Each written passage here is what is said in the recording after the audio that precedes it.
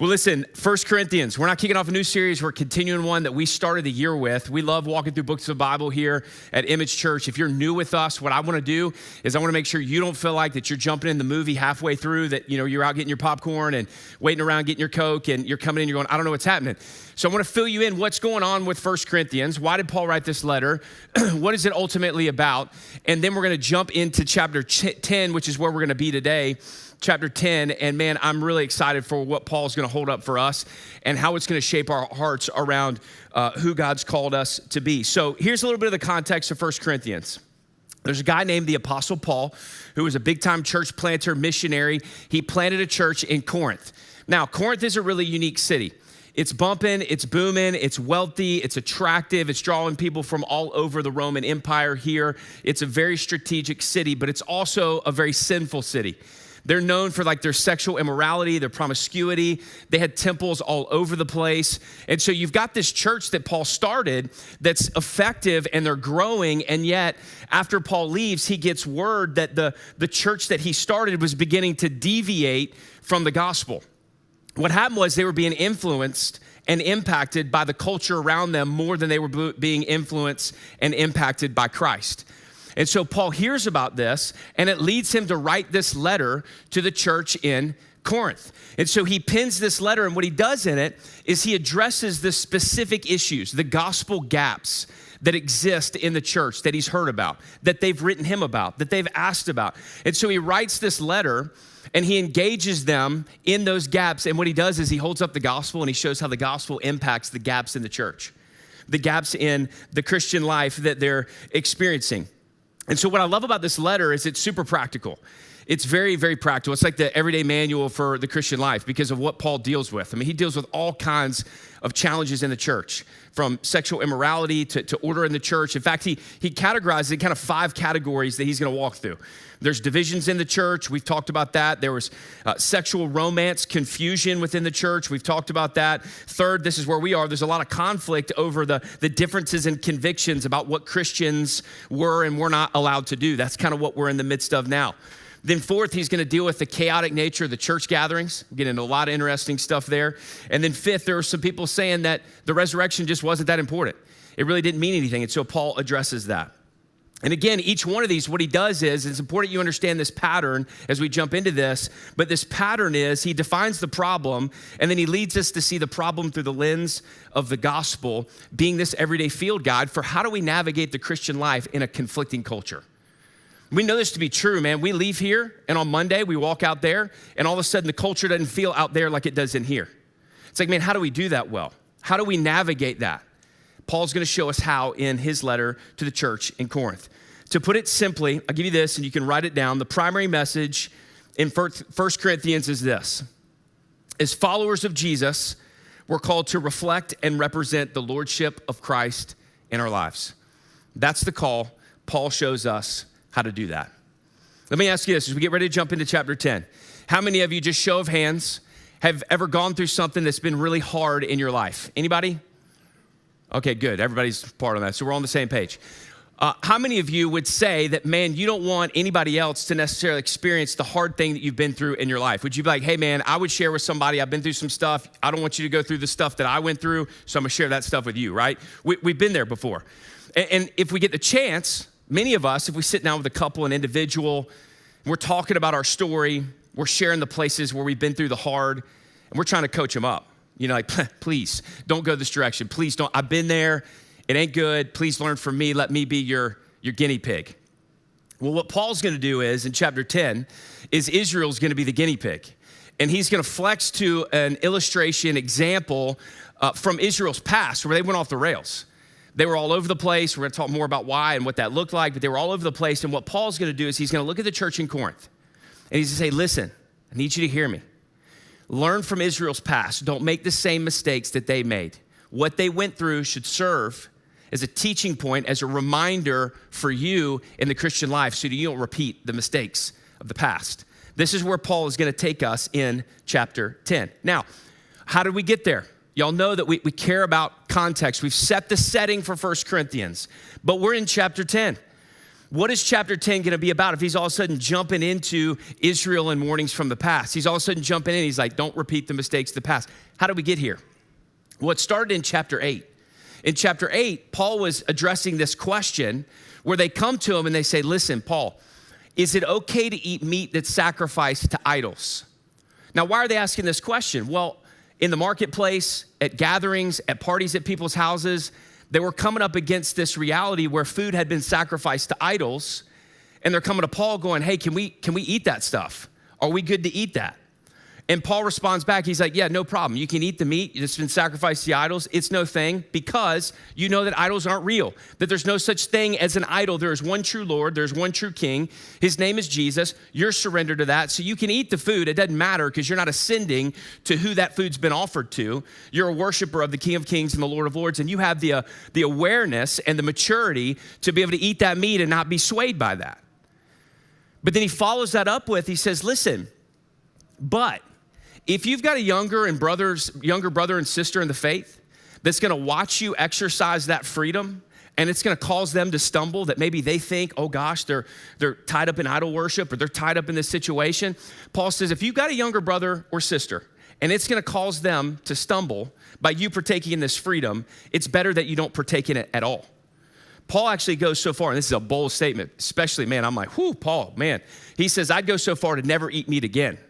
I'm like, that's varsity level. That's no bacon, no steak. I'm like, Paul, hold on now. Do we know what we're really saying here? He did, and he meant it. He's like, look, here's the deal. And then what he does in chapter 9 is he gives his own life as an example. He says, you want to talk about laying down freedoms for the sake of your brother and sister so they don't waver in the faith? I want to tell you about all the things that I've laid down. And he walks through his history as an apostle of all the freedoms that he's given up, of all the things that he's laid down, that he could have had access to, but he didn't, because he's like, man, I don't want to hinder the advancement of the gospel. And then at the end of chapter 9, as he's calling them into what it looks like to lay down these freedoms, he points them in the direction as to why. Why do we need to lay down these freedoms? Why should we be willing to do these things? And Paul gives this example, this illustration, that the Christian life is a lot like a competitive athlete that's running a race. And what he says is, he says a competitive athlete is willing to be self-disciplined, self-controlled. They'll give up things. They'll give up freedoms. Why? For the sake of the prize that they're after. They want to win the race. They want the crown. And Paul's like, look, you take an athlete, he gives up so many freedoms for the sake of competing well, finishing well, and ultimately winning the prize at the end. And his point is, if that's true for a competitive athlete, how much more true should that be for the Christian life? The Christian life is like a race that we're running, except the prize that we get is far superior to the prize of a runner who's running in a competitive race. And he says, listen, if a competitive athlete is willing to be disciplined and self-control for the sake of a prize that passes away, how much more disciplined and self-controlled should we be in our life, knowing the prize that awaits us in Christ? This is where Paul ends in chapter 9, and it sets everything up for chapter 10, because now he's going to give a warning based off of Israel's past on how they were not self-controlled and they were not disciplined, and they ultimately didn't make it to the end. They failed to make it. And Paul's warning to us is going to be, take heart, watch your step, be careful that you don't fall. Be careful that you don't fall. And he's going to address every single one of us. And here's going to be the challenge. It's like, are we really going to take this Christianity thing seriously? Are we really going to run this race like an athlete? Or are we just going to kind of sit on the sidelines and watch other people do it? Paul's going to call us into the gravity of what it means to be a Christian and the challenge of the opposing culture out there and the question of, will we stand the test of time? Where will we be in the end? That's where we pick up in chapter 10. So follow along with me. It'll be on the screen. If you don't have a Bible or an iPhone or iPad in front of you, we'll put it up there and we'll walk through this text together, all right? 1 Corinthians chapter 10. Now, I do not want you to be unaware, brothers and sisters, that our ancestors were all under the cloud and passed through the sea, and were all baptized into Moses in the cloud and in the sea.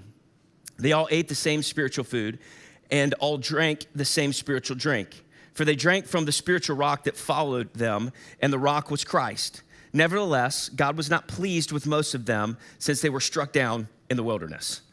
So you probably hear this at first glance, you're like, man, what is he talking about? Well, I'm glad you're here because that's what we're gonna walk through. Because there's an incredible message in here that he's pointing to. And here's where we gotta start. If he's using Israel as an example, I know for some of you, you might be new to the Christian faith, or you might be uninformed on who Israel is and kind of like, man, what is the point? Israel is simply the people that God chose to be a means by which to reveal himself to the world. Now, in the Old Testament, he would reveal himself through the laws and the way that he called the people to live very specifically. But then ultimately, he would reveal himself to the world through Jesus, who would come through the line of Israel. So God didn't choose Israel because they were special or smarter or stronger or whatever. He just chose them as a means by which to reveal himself to the world. And so God's call to Israel, in essence, was listen, trust God, surrender to God, and walk in the ways of God. This is what it looks like for you to put me on display, God tells Israel. The problem is, if you know about the Old Testament, Israel consistently deviated from God's call in their life. And this got them into trouble over and over and over again. And yet, the resounding theme is that even when Israel didn't deserve it, God in his mercy would step in and he would make a way. He would stay faithful to his promises, even though Israel was faithless. That's how God worked over and over and over again, which, by the way, that's how God worked then, and that's how God works now with us. That God is still faithful even when we're faithless. So often, we deviate off track from where God's called us to be, and yet God is still faithful. He's still faithful even when we go off the rails. Well, what Paul does here in chapter 10 is he references one of the events that happened to Israel. So they had rebelled against God, they had rejected God, and they find themselves in slavery to Egypt. And they didn't like that. It was a tough situation. It got harder and harder. So they cry out to God, and God steps in. Even though Israel didn't deserve it, God steps in, and he provides a way out, and he does it through a guy named Moses. So he uses Moses to help get Israel out. There's some plagues and all kind of cool stuff that happens. You can go read more of it in Exodus. But he gets them out, and so they get freed. Well, they get freed, so they think, and all of a sudden, here comes Pharaoh. And so Pharaoh's still after them. What does God do? Well, God surrounds them with a cloud by day to protect them, and then a pillar of fire by night so they could see, and it keeps a barrier there. And then what he would do is he would take them through the Red Sea. And you get this powerful story that actually happened, by the way, where God parts the Red Sea and Israel walks across on dry land. They're untouched by the water. It's all dry, and they walk through it. They walk through dry land and cross all the way across the Red Sea. And so when this happens, this is what Paul's talking about. This is the baptism that Paul's talking about that Israel experienced as a result of God's faithfulness. They were in the midst of, they were baptized by that cloud that protected them, and then they walked through the Red Sea. They walked into and through the Red Sea. This is the baptism that Paul's talking about specifically in the text. Now, it doesn't stop there. They came through that, and after they get out of that, they get hungry. And so they're like, oh, I'm so hungry, my tummy hurts. Man, this is terrible. I wish we were just back in Egypt. Real talk, they said that. Like, we just wish we were back in Egypt. And it's like, hold on a minute. Do you not just understand what happened? God's been guarding you with a pillar of cloud and fire, and then he brought you through the Red Sea. By the way, Pharaoh's army didn't make it out. The sea closed in on them. So you're now safe, and your tummy hurts, and you're hungry, and so you're grumbling against God? This is the reality of where Israel is. And so what does God do? God steps in even when they didn't deserve it, and he provides food for them. They didn't trust him, and yet he shows up to show that he's trustworthy anyway. What does he do? He provides this food called manna. It's basically bread that God brings every morning. And he says, look, Israel, you're only to gather as much as you need for that specific day. In other words, he wanted them to see, you can trust me for today. You can trust me for today. What do? They made a problem. A couple of them grab it, and they try to hoard it and keep it, and it rots. And it's like, man, guys, when are you going to learn? Like, it shows up every day, and yet you don't trust God. You've been through all this. The fire, the smoke, the water. Now you got magic bread that shows up in the morning, and you're hoarding it as if God's not going to provide for you tomorrow? This is the reality of Israel. That's also the spiritual food that Paul's talking about here. But not only did they have spiritual food, then they get thirsty. And they're like, man, I'm really thirsty. God, we need water. Where are you? And they begin to grumble and doubt God again. You know the track. We just walked through it, right? They're now thirsty, and their mouth is dry. And so they're like, God, where are you? What are you going to do? And so what does God do? God provides water from a rock. God provides water from a rock, which, by the way, Paul shows us that ultimately foreshadowed and pointed to Christ. You get it why, right? The rock was struck in order to provide water so that they could live. Christ would be struck in order to be the living water to sustain us forever, right? You see the beauty of the foreshadow of what we see in the Old Testament. The Old Testament, so much of it, all of it, points to, ultimately culminates in Christ. Paul's just showing us that. And his point through all of this is that the manna and the water from the rock, that's the spiritual food, and that's the spiritual drink that Paul's talking about. So now that we understand what he's talking about, what's his point? What's his point? He's like, all right, look at Israel. Look at their track record. Look at their story. Look at what all they've been through. What's Paul's point in this? Well, his point is that similar to Corinth and similar to us today, Israel had their own baptism and their own Lord's Supper.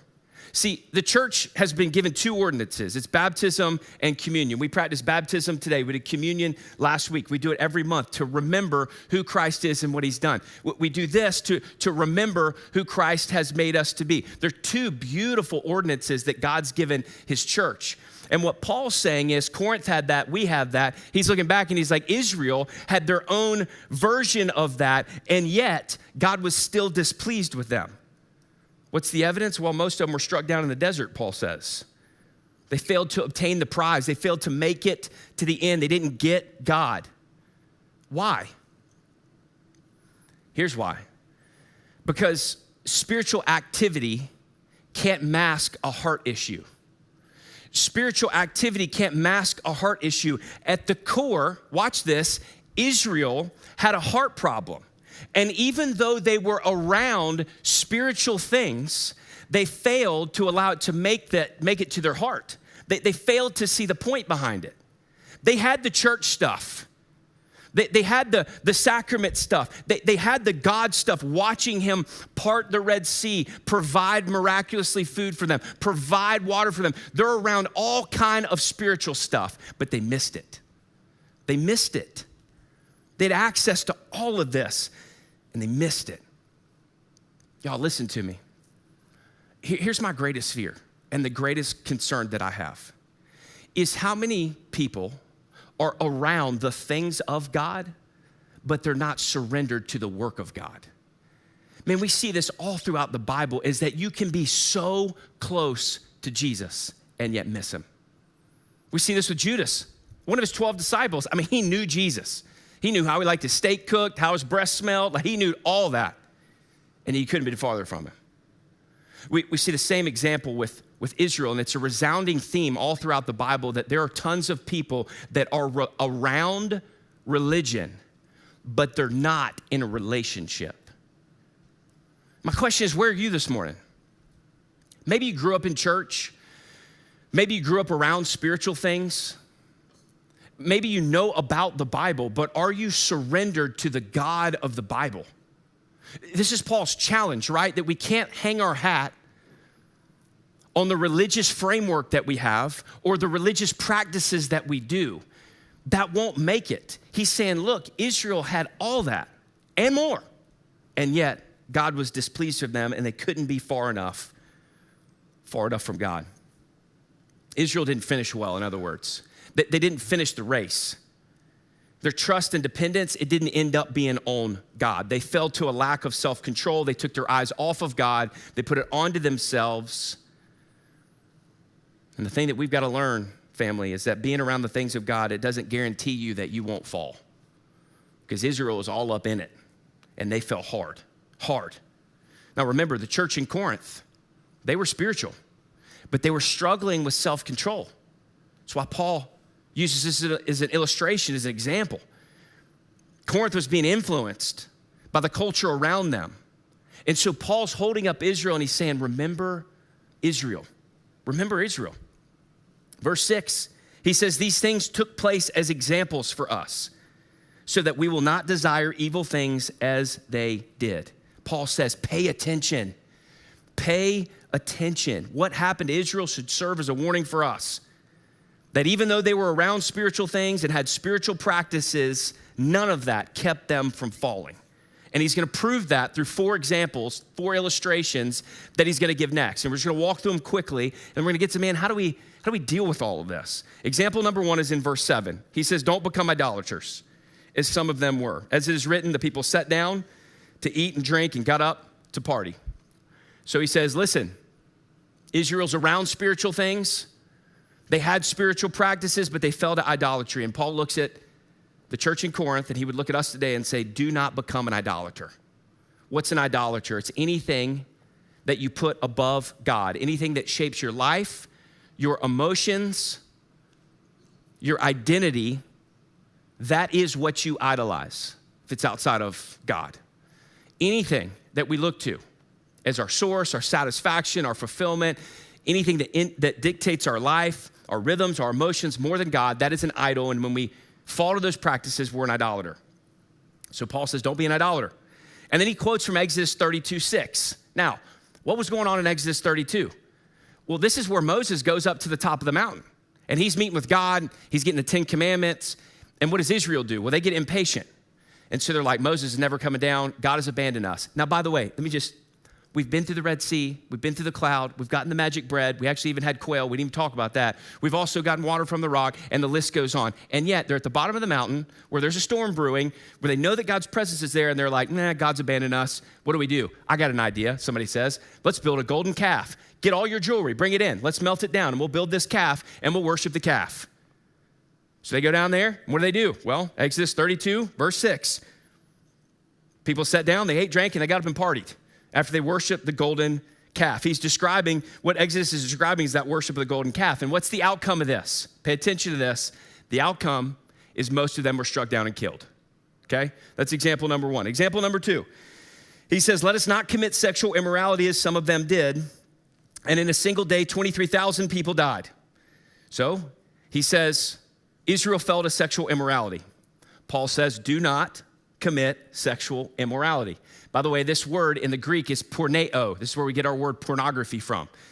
You can summarize this word, it's the junk drawer of all things sexual outside of God's design. So it's not just like sex with somebody that's not your wife. This is anything sexual outside of the bounds of how God's designed it. And Paul says, listen, don't commit sexual immorality. Don't be lured away by sexual immorality. And then what Paul's referring to here took place in Numbers 25. Some of the Israelites had immoral relationships with pagan partners during idol worship, right? So they go and there's this idol worship happening. They had temple prostitutes and people are sleeping around. It's just all this stuff happens.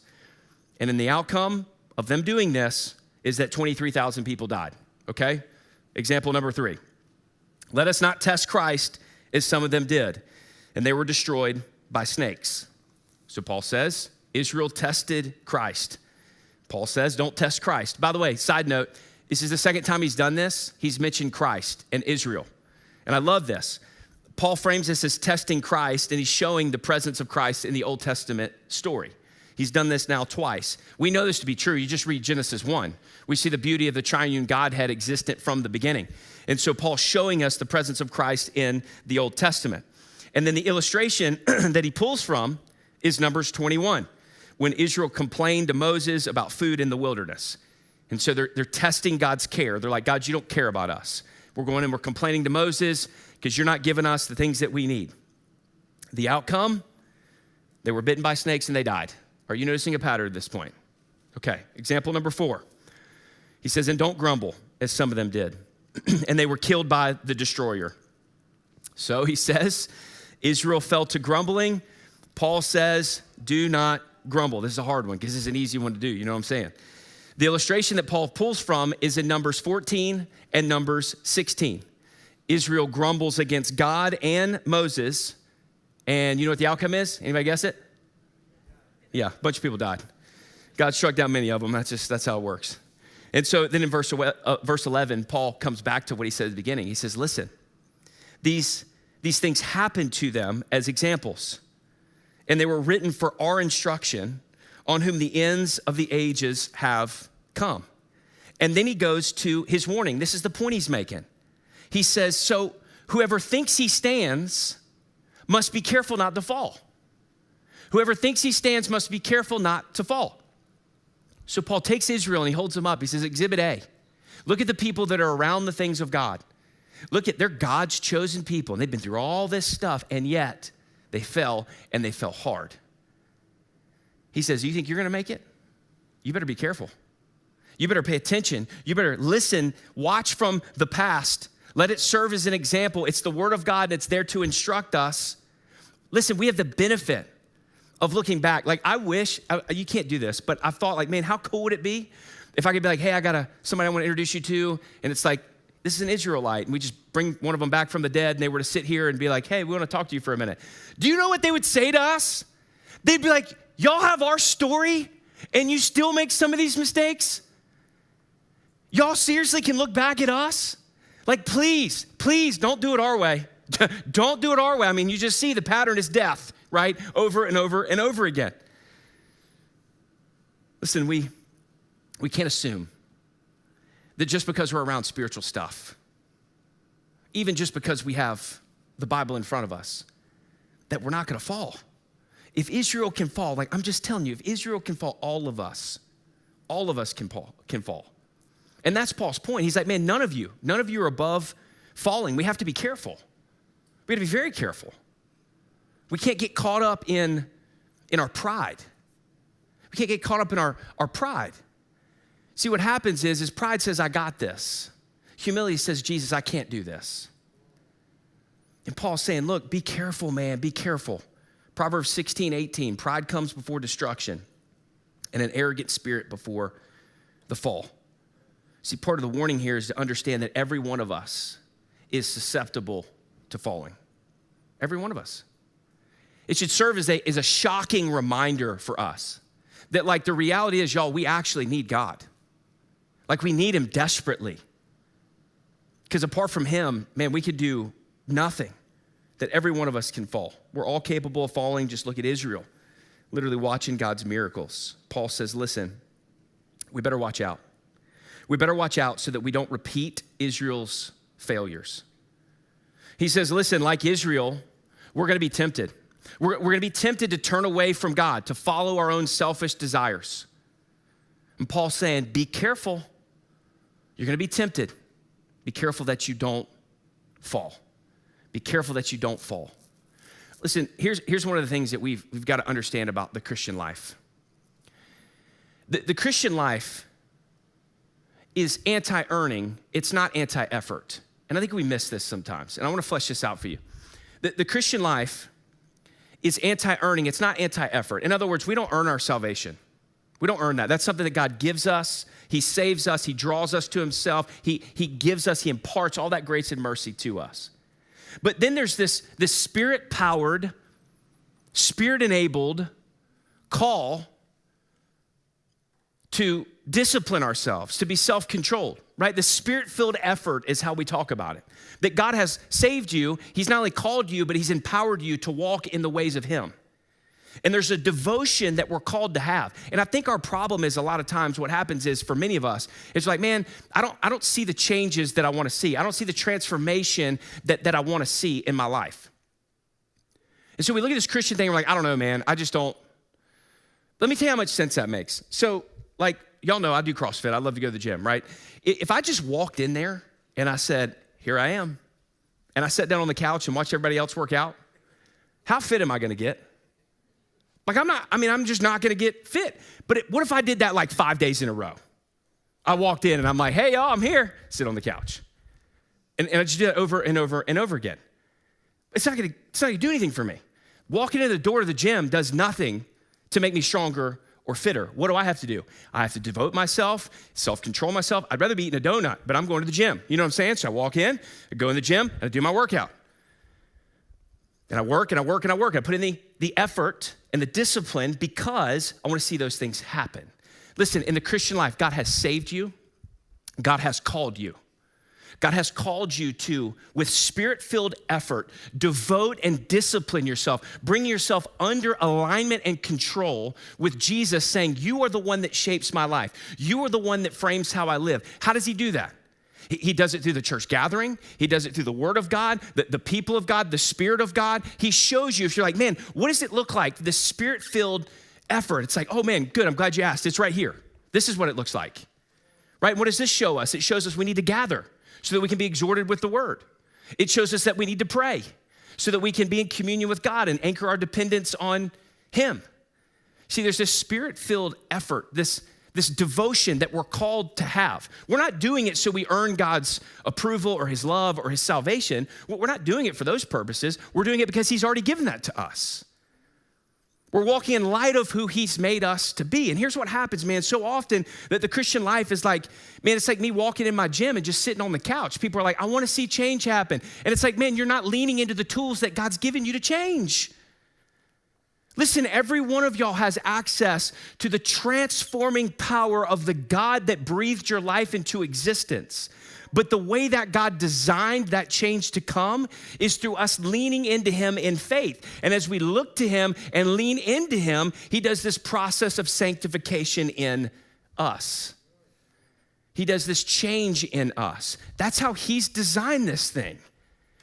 It's not a magic spell where you pray a prayer and just poof, you become sinless. That's not how this thing works. It's all about continuing in faith, and it's through continuing in faith that God refines our hearts and our lives. And Paul's charge here is he's like, watch your life. It's like a race and an athlete. Be devoted, be disciplined, be self-controlled. You're not doing these things to earn your salvation. Let me be clear again. You're doing them because you've been saved. Man, if you know what the prize is, then it changes everything. Go back to the gym. I walk in the gym and I go there because I know that it can transform my body. Right? I go to Jesus because I know he can transform my heart. And I know that I get him in the end, that he's worth it. He's everything. Paul's saying, watch yourself. Watch yourself, man. If Israel can fall, you can fall too. None of us are above falling. There's a devotion that we gotta have. There's a fire that I hope to stir up into you, that as we leave here, man, we can leave here going, we're going all in. Like far be it for some athlete to work harder at their sport than I lean in my faith. They're running after something that'll perish. We got something that's eternal. My hope is to stir your affections to that end. Paul says, listen, in the midst of that though, you're gonna be tempted just like Israel. You're gonna be lured away by selfish desires. You're gonna wanna turn away from God. And yet at the same time, there's an amazing hope that he points us to in verse 13. Look at this. He says, no temptation has come upon you except what is common to humanity. But God is faithful. He will not allow you to be tempted beyond what you're able. But with the temptation, he will also provide a way out so that you will be able to bear it. Real quick, let me parse out some terms here. You may have heard this before, this verse. We're just gonna, work through it really quickly because there's a beautiful hope that's here. But the temptation word there, that's temptation or trust. In the Greek, it's the exact same word, and that's important.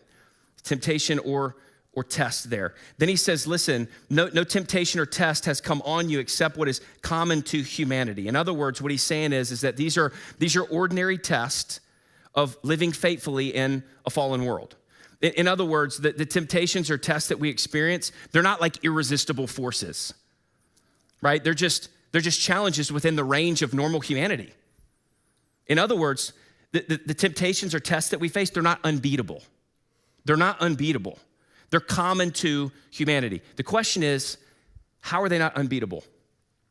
Here's the key, here's the crux. This is where we're driving the nail in. You can underline it, star it, prick your finger, highlight it in blood, whatever you got, because God is faithful. God is faithful. He says God is faithful. He won't allow you to be tempted or tested beyond what you're able. God is faithful. So in the midst of the temptations and tests that we face in this life, Paul runs us to Jesus and says, God is faithful. God is faithful. How is he faithful? Well, he's not going to allow you to be tempted or tested beyond what you're able. And I love this, man. I could geek out on this for an hour. But one of the key things that you got to see in this is you got to see the sovereignty of God. Like the total supreme control of the God of the universe, that not one single thing happens outside of his knowledge or control. That he is in control of all things. That there is nothing, not even a temptation or test in your life that happens that God's not in full control over. That God hasn't allowed to happen in your life. In other words, listen to me. There is nothing that will happen in your life that's a surprise to God or something he didn't allow. He's in control of everything, and he's working through all of it. He's working through every bit of it. Something else that you have to see here when it comes to God's sovereignty, and I love this. We can't just stop at the fact that God's over and in control of everything that we experience in this life, but also part of his sovereignty and control is whatever he allows you to go through, watch this, he's with you through it. He's with you through it. So not only does he allow you to go through certain things, he's not leaving you to go through them on your own. He's saying, Hebrews, I will never leave you or forsake you. Hebrews 13:5. He's saying, Matthew 28:20, I'm with you to the end of the age. He's saying, whatever you go through, I go through, because I go through it with you, Christian. This is the hope and the beauty of his sovereignty. If he's not in full control, then he can't do that. If he's not over all things, then he can't do that. And I don't know about you, but I'm like, man, as hard as this life can be, and it can be hard, man. We've been through some hard knocks in this life. But if I know, and I know that the King of Kings and the Lord of Lords that loved me enough to come down and live in my place and die in my place, that he holds my future, and every trial that I go through and every temptation that happens, that all of those things have to pass through God's hand before it gets to me, that as hard as it is, I can trust it. I can trust it. Because I know that what God is after is my good and his glory. I know that I can trust in the midst of all of this that God is working. So not only is God with us and working, but the text also shows us that he provides a way out in the midst of the temptations or the tests that we go through. What does that mean? What does that even look like? Well, it doesn't necessarily mean the immediate removal of whatever we're going through. But what it does mean is that he's given us divine provision for endurance. In other words, he's given us the strength to make it through. The best way I love it put is that God provides endurance until the exit. God provides endurance until the exit. So the way out, in other words, it's not necessarily a magic escape hatch where he pulls a ripcord and it's like, boom, there it is, and we just jump out. The escape is making it through with faithful endurance to the end. That's the ability that God's given us. How? Through the power of the Holy Spirit that we receive through faith when we believe in the finished work of Jesus. And here's the thing I want to point you to, is that this exit, this end that we come out of, it often looks like decisive obedience, where we turn away from situations and patterns that nurture sin in our life, right? This is where we come back to what I said earlier about the gospel not being anti-effort, but it's anti-earning. That there's this effort that we say in the midst of, we find ourselves in a test, a temptation, a trial, whatever we're in, and we say like, man, okay, in the midst of this, I know Jesus is king. I know that God's working. I want to be obedient in the midst of this. Oftentimes that escape hatch is the ability and the power to walk in that obedience in the midst of it, where we discipline ourselves. We go under self-control to say, Jesus is better than whatever temptation I'm facing. Or Jesus is working in the midst of the tests that I'm going through. It's where we walk in the power of the Spirit and we practice that self-control where we say, God, I'm in the midst of something and right now my flesh doesn't have the ability to do this. I don't even want to walk away from this. I actually like it because sin's fun. Anybody tells you different is a liar. Sin's fun.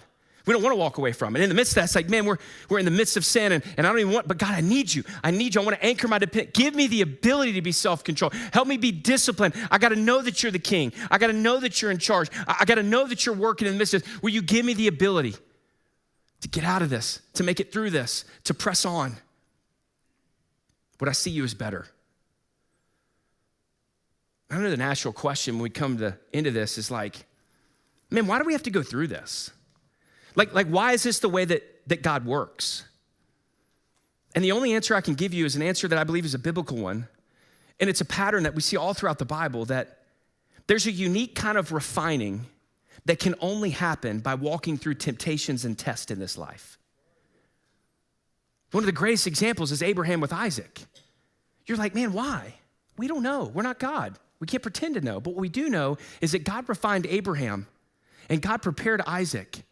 And God ultimately would even use that to foreshadow to us.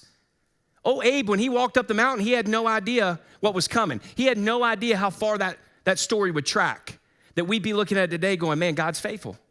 God used that whole thing to point us to something so much greater. There is a unique kind of refining that God does in us that only happens when we walk through temptations and tests in this life.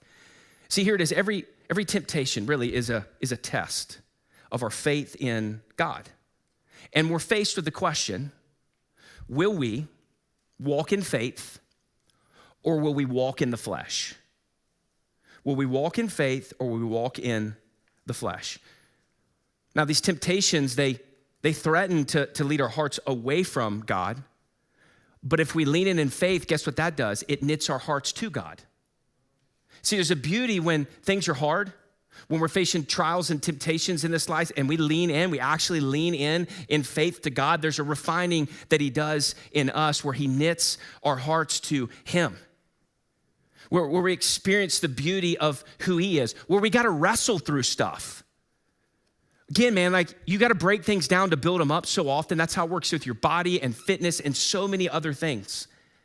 I mean, the same's true in the Christian life. Sometimes we got to be broken down in order to be built up. And when we walk through tests and trials, we're being refined through that process. Why? Because we have to. If we're going to make it through, the only possible way through is to anchor our dependence on Christ.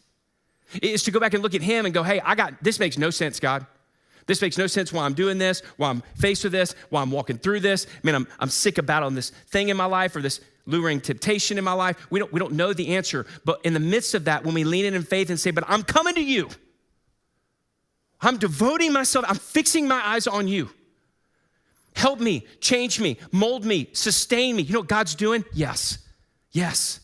This is what I wanted all along. I want you to lean in faith, because when you lean in faith, God does his finest work in you. Because what happens? We finally come to our end. We finally realize that we're not in control, that we can't fix this or do this or manufacture this. And so we go to God, and it's that act of faith that says, God, I've tried all that. I can't fix this, and so here I am. I'm at your feet. Would you change me? Would you transform me? This is the promise of Romans 8:28 and 29. And we know that God works all things for the good of those who love him and are called according to his purpose. What is that? Oh, verse 29 tells us to conform us more to the image of Christ. That's the good that God's working in us. And God works that good through trials, tests, temptations, as he refines in us a greater love and value of him. Y'all listen, Christian, I need you to hear this. Here's the hope. You're never trapped. You're never alone. Through Christ, you have what you need to be able to endure. And so the question is, how are you going to respond this morning? How are you going to respond? As we come to the end of this text and we're warned hard by Paul, do not fall. What do? What's the natural response? What should be the overflow of our hearts? It should be dependence on God. It should be identifying places in our life where we're in perpetual sin or being tempted to sin, or things that we're looking to fulfill us or sustain us or satisfy us. What are the gaps in our life? What are the things that we're not sure about? Where are we confused in this life? Maybe it feels like a test. Maybe it feels like a temptation in this life. Are we anchoring our dependence on God, saying, God, I don't understand what all's going on, but I know that you're faithful. I know that you're working in me. Would you refine my heart? Would we anchor our dependence on God today? Would we be reminded that, man, when we doubt our situations, remember the cross. Like God came down to do for you what you could never do for yourself, his life in your place, his death in your place. He rose from the dead to show you that he not only can save you, but he's also working in the midst of what seems like broken circumstances to bring about something beautiful. This is the God of the Bible. Beauty from ashes, restoration in the midst of brokenness. If God does that with your salvation, how much more is he working in the midst of your circumstance to refine and restore your heart toward him? So for some of you this morning, the call is simple. It's anchoring your dependence on God. Looking to Jesus and saying, man, I've been distracted by a lot of things in this life. I've been distracted. I've been complacent in my Christianity.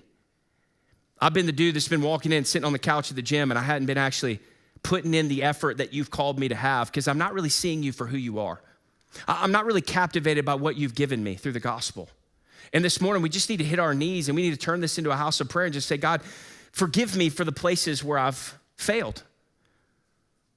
Maybe for others of you, it's just a gap in priority in your life. You're going through the motions and you're around spiritual things, but you're missing what it points to. Would you not miss what it's pointing to this morning? We've been in here, and this whole thing, everything we're talking about, points us to Christ and what he's done for you, who he's made you to be. And lastly, there's a group of you that maybe you're here and you've never surrendered to Christ. You've been going through the motions around religion, but you've got no relationship. And this morning, the starting line for you to the race of life that Paul's called us to is opening your hands in faith and saying, Jesus, I surrender. Jesus, I surrender. Would you bow your heads with me and close your eyes? We're going to turn the space into a house of prayer as the band gets ready to come up here, and the altar's open for you to come and pray. And I would just encourage you to stir your hearts, to go all in, man, lean into Jesus. Would we learn from Israel's past?